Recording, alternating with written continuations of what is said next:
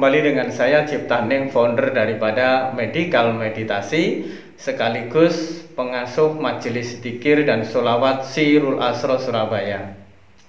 Oke, pada kesempatan kali ini kita akan membahas tentang kelanjutan meditasi 4 unsur yang ada di dalam diri kita sehingga kita mampu mengendalikan air, angin, api, tanah, dan bisa mengendalikan hawa amarah, hawa sufiyah, hawa alwamah, dan hawa mutmainah, sehingga jiwa kita menjadi tenang. Oke, mungkin di antara kita atau di antara saudara-saudara semua di rumah dimanapun berada mengalami kebuntuan di dalam proses meditasi. Sudah belajar meditasi, baik itu yoga, reiki, kundalini, apa saja itu, tapi belum pernah mengalami proses bagaimana menemukan ketenangan jiwa. Sehingga dengan ketenangan jiwa itu berakibat membawa perbaikan kepada kualitas hidupnya. Baik itu perbaikan di dalam ekonominya, di dalam keharmonisan rumah tangganya, di dalam kualitas pekerjaannya, di dalam membawa perbaikan usahanya, dan membawa perbaikan hatinya menjadi tambah tentram, atau tambah bahagia, atau tambah ikhlas, atau tambah nyaman, atau tambah kesadarannya terbangun menjadi lebih baik, sehingga segala sesuatunya terasa begitu indah, begitu nikmat di dalam menjalani hidupnya. Oke, tapi selama ini kok belum dapat saya gitu. Mungkin banyak teman-teman yang sudah meditasi tapi belum mendapatkan apa yang saya sampaikan tadi. Itu karena di dalam meditasi dia tidak melakukan hal ini. Apa itu? Satu, sebelum dia meditasi harusnya dia itu yang dilakukan pertama kali adalah meminta maaf atau memohon ampun kepada Tuhan, terus memohon ampun kepada orang tua, memohon ampun kepada keadaan yang barangkali dia tidak mau menerima keadaan sedih, dia tidak mau menerima keadaan yang mengecewakan. Diterimalah keadaan itu, dimaafkan dan meminta maaf kepada keadaan tersebut, sehingga kita mampu memohon ampun kepada Tuhan, memohon ampun kepada orang tua, dan memohon ampun kepada keadaan. Selanjutnya adalah meminta maaf, ya, meminta maaf kepada orang-orang yang mungkin kita sengaja atau tidak sengaja menyakiti mereka, dan memberi maaf kepada orang-orang yang mungkin sengaja atau tidak sengaja mereka telah menggores kita. Bagaimana caranya? Jadi sebelum berangkat kita meditasi, diam dulu, ya, kita memohon ampun kepada Allah, terus kita bayangkan kita ketemu dengan orang tua kita, ya, kita memeluk orang tua kita mohon ampun kepada ibu dan bapak. Selanjutnya dengan segala keadaan yang telah terjadi kepada diri kita, masa lalu kita atau keadaan saat ini, baik suka, duka, hitam, putih, dan lain sebagainya, onak dan duri dan lain sebagainya, kita terima, kita mohon maaf apabila kita tidak menerima keadaan itu dengan penerimaan yang sebaik-baiknya, karena pada hakikatnya semua keadaan itu adalah tamu bagi kita yang dihadirkan oleh Allah untuk mendewasakan kita. Selanjutnya kita bayangkan orang-orang yang telah atau sengaja kita sakiti hatinya. Kita bayangkan, kita datangi satu persatu, kita mohon maaf kepada mereka. Selanjutnya kita datangin orang-orang yang sengaja atau tidak sengaja telah menyakiti hati kita berikan maaf kepada mereka. Nah, itu poinnya. Jadi poin pertama adalah kita harus terbebas dari karma, dari perbuatan kita baik dan buruk, dari prasangka, dari penerimaan, dari goresan, segala sesuatu yang mungkin disebabkan oleh orang lain dan oleh keadaan, bahkan oleh Tuhan, ya kan, yang merasa doa kita tidak terkabul dan lain sebagainya, atau Tuhan merasa Tuhan memberikan hal-hal yang tidak baik kepada diri kita. Dengan pada orang tua pun begitu, barangkali ada goresan kepada orang tua, bahkan barangkali orang tua mungkin telah menanam luka di dalam diri kita dan lain sebagainya. Nah, selanjutnya setelah itu maka senyum di bibir dan senyum di hati. Senyum damai, senyumkan itu Allah, senyumlah kepada Allah, Bagaimana senyum kepada Allah? Senyumlah kepada ciptaan apa itu, karunia-karunianya. Hujan diturunkan, kamu dibangunkan, ya kan? Kamu diberi napas, terus kamu diberi pekerjaan, anak-anakmu sehat, kamu sehat, dan lain sebagainya. Itu senyum dengan keadaan yang diberikan oleh Allah. Selanjutnya, senyum kepada orang tua kita, senyum kepada setiap keadaan, dan senyum semua kepada semua orang. Hati kita setelah itu tadi kan senyum terus, senyum kepada Allah, senyum kepada orang tua, senyum kepada setiap keadaan, dan senyum kepada setiap orang, ya kan? Setelah itu baru ini dibaca.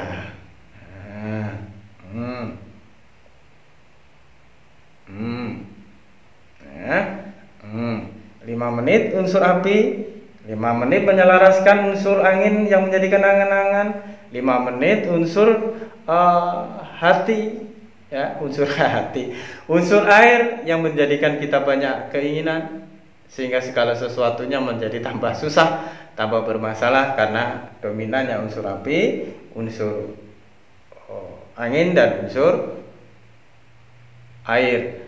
Segala sesuatu yang kita cita-citakan terbakar oleh api, segala sesuatu yang kita rencanakan dan usahakan tersapu oleh angin, segala sesuatu yang kita harapkan dan kita cita-citakan tersapu oleh air, karena dominannya api, dominannya angin, dan dominannya air.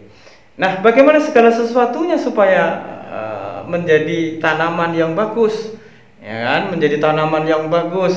Segala sesuatu cita-cita kita tanam menjadi berbuah, keinginan yang kita tanam menjadi buah, doa yang kita tanam menjadi berbuah, usaha yang kita rintis menjadi berbuah, ya kan? Terus pekerjaan yang kita rintis menjadi berbuah, pekerjaan menjadi, jabatan menjadi naik, keluarga menjadi tambah indah, tambah romantis, tambah menyenangkan hati kita, mendamaikan hati kita. Ininya harus memudar atau mengelupas atau tertinggal atau terlampaui, sehingga yang ada itu hanya mutmainah atau unsur tanah yang menjadikan ketenangan itu. Ini menyelaraskan kemarahan, ini menyelaraskan angan-angan, ini menyelaraskan kehendak atau keinginan, selaras dengan ketenangan. Jadi unsur tanah, ya. Ini dari awal saya sampaikan, ini baca dulu alif lam ha, ya kan? Tubuh kita ini hanya merespon dengan tanda simbol Allah yang di dalam diri kita. Nah, ini unsur api, seret. Nah, pasti nanti amarah kita itu tersedot di dalam hu menuju alif. 5 menit. Terus unsur angan-angan, unsur air, unsur angin ini tersedot ke dalam kosong hu ini, terus masuk ke alif. Dari alif diberikan energi yang bagus, diganti dengan energi yang baik menuju kosong dan terhirup oleh hidung kita, sehingga masuk ke dalam seluruh tubuh kita, menjadikan energi angan-angan itu menjadi hilang.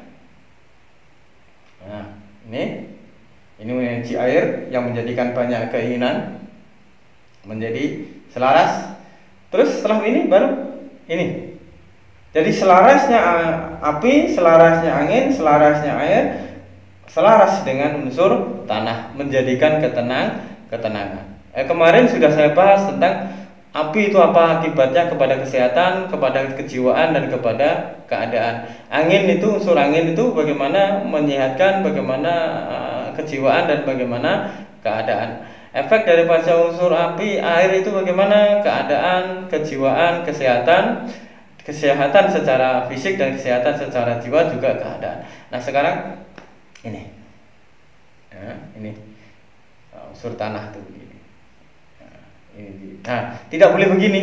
Nah, ini tidak boleh begini. Kalau begini tuh orang meditasi kok tangan akan sulit mendapatkan ketenangan, karena ini adalah wadah. Kalau tangan kita begini, ini wadah. Nah, wadah itu segala sesuatu akan datang kepada kita. Nah, begini tuh wadah namanya. Wadah, sehingga Kita itu dikira wadah yang kosong, sehingga pikiran itu masuk, angan-angan itu masuk, bayang-bayang dari luar itu masuk semua ke dalam diri kita, sehingga kita sulit untuk mendapatkan ketenangan di dalam meditasi. Tapi begini, baca dulu, terus begini. Ini membaca simbol Allah ya, di pelang-pelang ini yang disimpulkan, yang dituliskan oleh Allah di dalam tangan ini. Jadi baca, relax, rasakan apa yang ada di dalam hati, energi apa yang di dalam hati, ketenangan apa yang di dalam hati. Dari ketenangan hati ini, biarlah dia menyebar dengan sendirinya di dalam tubuh kita. Ininya 5 menit, ya. Ini 5 menit, ini 5 menit, terus ini lebih daripada 5 menit, nggak apa-apa, karena ini biasanya tenang.